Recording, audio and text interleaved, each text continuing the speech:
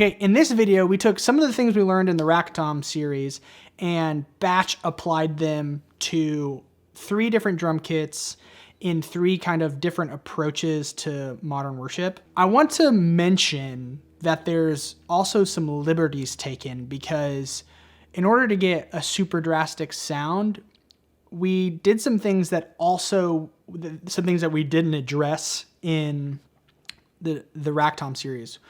A glaring one is stick choice. In one of the kits, I don't use wood sticks, I use brushes. Another example is different kinds of head choice. And then another example is obvious. We use different drums for each version. In the Rack Tom tuning series, it's the same drum and it's just manipulating that one drum. These are 3 completely different drum kits. What we did keep the same was the ride cymbal. So at least that's fair.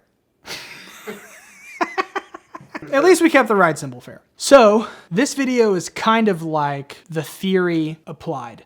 3 different drum kits, 3 different sounds for 3 different contexts.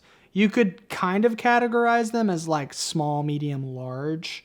However, I think the small kit, the Parish kit, could easily be applied in the biggest rooms in the world. However, it doesn't work the opposite way. If you're in a really small room, you couldn't use the biggest drum kit. That would be inappropriate, probably. That's something to think about. Is you can always move up in rooms, but keeping the kit the vibe that you love, whatever that vibe is, unless it's improperly matched. I think that's a common problem that a lot of music ministers run into, worship leaders run into with drummers in smaller rooms. I personally don't think it's the drummer's problem that there's a volume thing. It's probably more like they're playing the wrong kit that's tuned and dressed the incorrect ways with the wrong sticks. Because if you put any drummer with a Parish kit and brushes, they could play as loud as they wanted to and it would not be overbearing. If you happen to be a worship leader watching this and you are consistently running into volume problems with your volunteer drummers or any of your drummers, I would argue that it's probably not all of your drummers' fault. It's probably setting them up for success in a better way with specific kind of tuning and dressing on your drum kits and using the right kind of sticks. That's spicy though. I mean, I would tell my worship leader friends that. In the same way, if there's a consistent problem with volume on electric guitar players, you would say, hey, we're not going to use amps. We're going to use amp in a boxes. We're going to use like simulator pedals. And if that solves your problem, it doesn't matter who's there, that problem's solved. You can do the same thing with drums. I think what I learned in the Rack Tom tuning series when it comes to timbre control, specifically with any kind of rings or gels or even some tape, which we didn't talk about, is really what we're doing is overtone control. As you begin to dampen the overtones of the drum, the fundamental becomes louder and louder. I would even argue that the cotton ball on the inside does a bit of that, and the gel taped on the bottom of the head of the bottom head also does some of that. This first kit is a Parish kit. It's very small. There are leather O-rings on all of the drums, and the snare drum is not a real snare drum with snare wires. It's a cathedral drum. It has no vents on the drum, and on the inside there's a bunch of ball bearings that float around. So when you hit it, you get this really long tail. I'm also using brushes. This is like a small context drum kit that would work in almost any room in America, I'm convinced. It's super fun to play. It's super focused, but can be dynamic. Outro.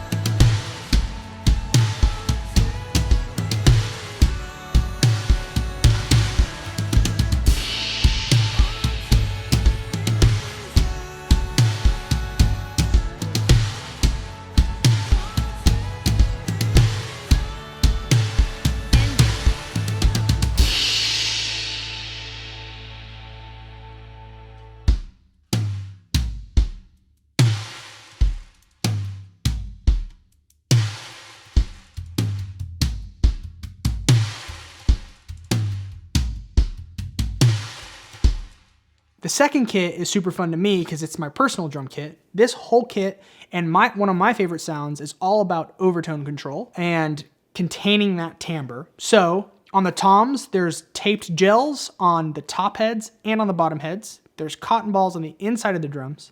On the kick, there's towels and blankets on the inside. It's not super full, but it's like probably a third of the way full with a towel and a little blanket. And then on the snare drum, there's rings and some gel. The snare drum vibe we went for is the snare drum long and explosive, but I don't have to use rim shots for it to sound like an awesome drum. So I'm not hitting rim shots. This drum kit feels like it would work in medium size rooms. Again, that kind of drum kit vibe could go to the big rooms too. But this is that drum kit. Outro.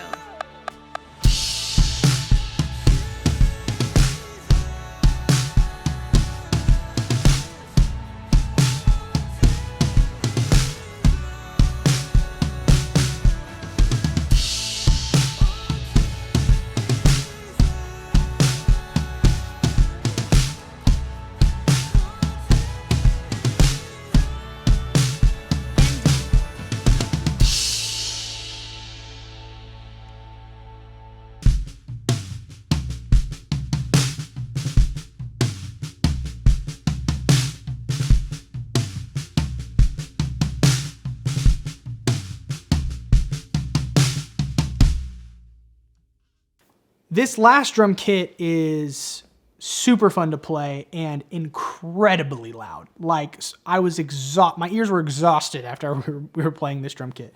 This is the Silver Sparkle Ludwig. It's a classic maple, super sharp bearing edges. This drum kit has clear heads. There's nothing in any of the drums. There's nothing in the kick drum. There's nothing in the toms. There's nothing on the toms. There's nothing on the kick drum. This is just rock and roll as pure as it can be. The snare drum is an 8x14 black beauty with some rings on it for some focus and some control of those overtones. I am hitting rim shots on this drum. This is a super fun drum kit to play. Here's what this kit sounds like. Outro.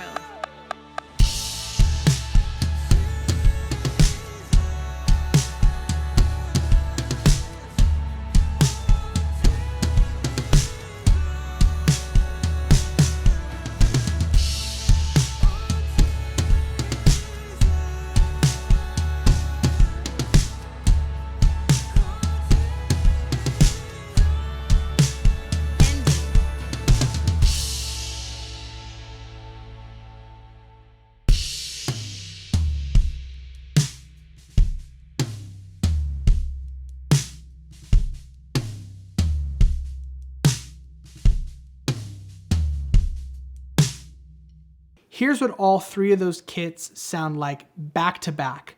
There's some volume adjustments in post, so they all feel similarly in volume. However, in real life, there's quite a discrepancy between the volume of all three of these kits. Outro.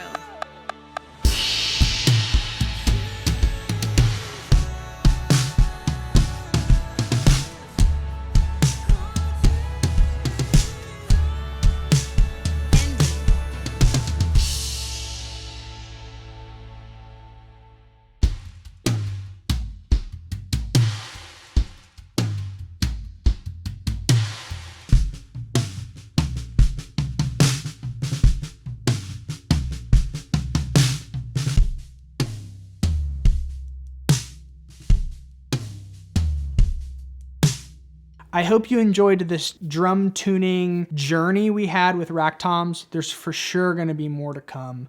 We didn't talk about a lot of things that I think are super important when learning how to tune drums. Snare drums is one of them, snare wires, head choice, kick drums. There's just so many different things. Pitch of the toms. We didn't talk about any relationship between the drum kit, but this is just kind of a taster.